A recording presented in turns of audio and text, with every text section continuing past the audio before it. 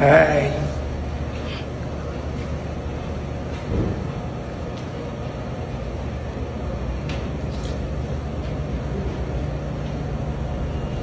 Isa to sa mga pinaka-iconic na film location ng Hometown Cha-Cha-Cha.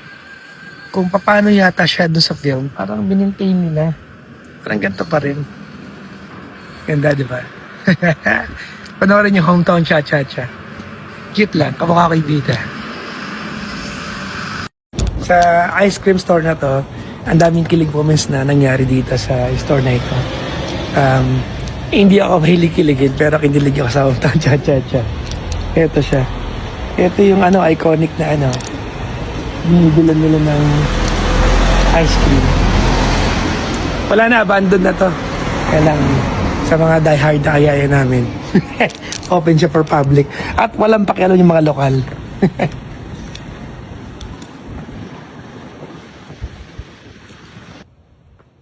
So, welcome sa Peking Cafe. Props lang to. Ang tanong, asa kaya yung totoong loob ng bar? Saan mapuntahan natin? Dito sa Pohang. Tara.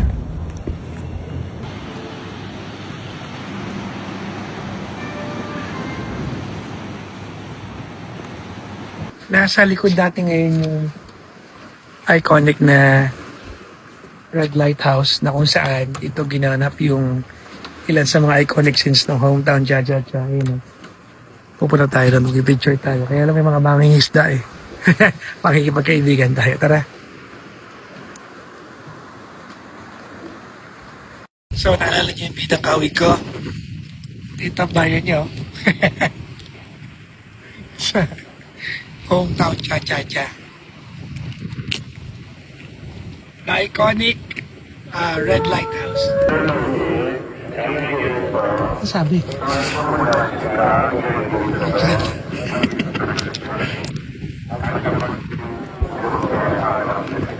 Ano sabi? Ito yung clinic ng dentista na crush ko. Dito. Pakabunot sana ako. Wala siya eh. Pero restaurant na siya ngayon. Panalo. Worth it yung 4 na oras na biyahe namin. Kahit wala yung crush ko na bida. Yan ang nakyat namin. Bangka din na sa tuktok ng bundok. Yan o. Sa tuktok ng bundok. Ayun yung dagat o. Tuktok ng bundok. Dinala nila yung bangka dito. At ang malapit na part, inaakyat naman ng mga diehard fans sa kagaya ko. Hometown Cha-Cha-Cha. Okay na, sulit na tong Korean trip ko. Di wow. Yung gusto mo na sana mag-comment pero naghahang yung internet natin. Sige, comment na lang kayo sa live natin. Live po tayo ngayon sa FB and live din po tayo ngayon sa ating TikTok. Ayan. Siyempre, hanapin mo lang Energy FM 106.7. And yung bago kong TikTok account follow nyo rin ako dyan. Ayan. Hanapin mo rin ang DJ Kara new account. Ang hirap magparami ng followers in fairness. Kasi yung naban na TikTok account ko from almost 700,000 tapos ngayon nagsa-start from scratch ako. So ibig sabihin talaga mahirap magsimula sa umpisa, no? Talagang it will take a lot of courage, it will take a lot of patience, it will take a lot of hard work. Kaya kapag na-reach mo na yung tuktok, yung na-reach mo na lahat ng goal mo, ang sarap sa feeling. O, diba? Kaya pag na-reach mo naman na yon, tapos iba naman yung andyan para sirain, kawawa. Kawawa talaga. O, ito na ang tanong. Comment na kayo. Kahit medyo naglalag yung ating internet, pagtsagaan na natin yan. Bakit kailangan ikaw ang maging lesson niya habang siya ang pangarap mo? Oh. Alam niyo, minsan sa buhay ng tao, meron talagang tinatawag na lesson lang. Ginawa mo ang lahat para sa kanya, 'di ba? Binigay mo ang lahat pero mananatiling lesson ka lang. Sige, basa tayo ng ilan sa mga comments. Kadalasan nga ganyan po ang nangyayari. Oh, yun lang ang nasabi ni Mami Ruby. Sige, comment pa kayo kung anong masasabi nyo. Oo, maliban dun sa ganyan ang nangyayari po talaga. Patience po is the key, gandang Kara. Ay, naman talaga. O, sabi dito, ganun po talaga. Pangarap mo siya pero hindi kanya pangarap. Sorry na lang. Ay, Parang harsh naman nun. Parang sobrang harsh nun. 'Di ba? Bakit daw naglalag? O hindi ko din po alam. May problema tayo. Actually kahapon muntik na tayo hindi makapag-live. Ito bang internet na to, ha? Kayong internet kayo.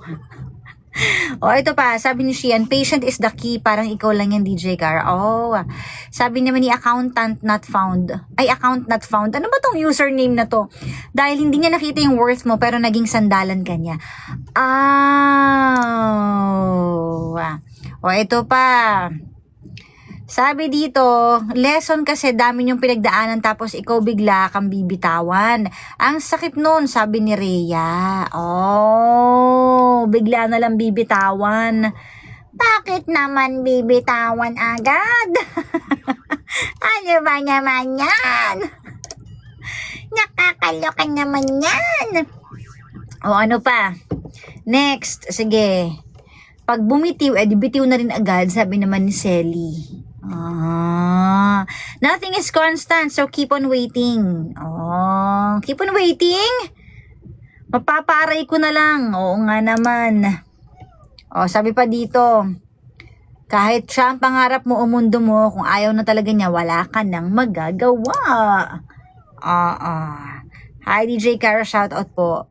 Hi kay Emma, Ena, at kay Rhea, sabi niya kapag ayaw na, wag ka na maghintay, tuloy na lang daw ang buhay. Ay, dami nating naririnig na opinion ha. Pero eto naman ang masasabi ko, bakit nga kailangan ikaw yung maging lesson niya habang siya ang pangarap mo? Kasi pangarap mo siya, ibig sabihin nun, gusto mo na forever kayong magkasama, gagawin mo ang lahat para sa kanya, pero siya, ang tingin lang niya sa'yo is just a lesson of his life. Pero alam mo, nung umpisa naman, hindi niya naman nakikita na lesson ka lang eh. Makikita na lang niya yun kapag tapos na. Diba? Marirealize niya na lang yun kapag naghiwalay kayong dalawa. Na lesson lang pala siya sa buhay ko. At ikaw din marirealize mo na, yun lang pala yung ano ko sa kanya. Goal o role ko sa buhay niya. Naging lesson lang pala talaga ako. So, wala tayong magagawa doon. Iba ang tingin mo sa kanya, iba rin ang tingin niya sa'yo. And sometimes sa relasyon ganun talaga, hindi talaga kayo minsan patas. Minsan mas nagmamahal ka, minsan siya yung mas nagmamahal. Minsan pinapahalagahan mo siya, minsan din ayaw kanyang pahalagahan. At masakit yun. Diba? Siyempre lahat tayo wini-wish natin yung deserve natin na pagmamahal na kung ano yung pinapakita natin, sana ganun din siya. But not always the same. Tandaan niyo yan. It's not always the same. So kapag nakahanap ka ng same amount of love ang binibigay sa'yo at hindi lang same amount, talagang over sa pagmamahal, aba ipagpasalamat mo yan kasi hindi lahat ay ganyan magmahal o nagpapakita ng pagmamahal. Diba? At alam mo naman siguro sa sarili mo kung deserve mo pa to or hindi, mafe-feel mo naman yan. It's just in denial ka lang. Aminin. At dahil dyan, ako, magbabalik tayo mamaya. Tawagan mo na ako 8721-2429 or 7001-7949. Sa mga hindi pa kumakain, sabayan nyo akong kumain ngayon. Dahil na libre ang titakora ninyo. Grabe talaga, iba kapag, well, madam. Iba si madam. So, kakainin muna kami. It's never too late. Kumain ka na rin dyan. Kung hindi ka pa kumakain, enjoyin mo yung food mo kasabay namin habang ini-enjoy mo ang music. Hot stories mamaya, abangan mo yan. Walang BBTO. Panggawag mo sabihin radyo, sabihin mo energy. Andiyan na yung McDo? Yeah! Perfect. Paalisin niyo yung mga aplikant. Tignan mo, mukha ka ng matanda. Epekto yan ng legal na trabaho. Kasi yung sweldo mo doon, enough lang para mabuhay ka. Pero hindi kasama yung skincare. Ang ginagawa. Yang trabaho mo ngayon, para pa ba yan sa pangarap mo o para na yan sa pambayad ng utang mo? Ha? Para pumapasok ka na lang kasi para hindi ka makulong?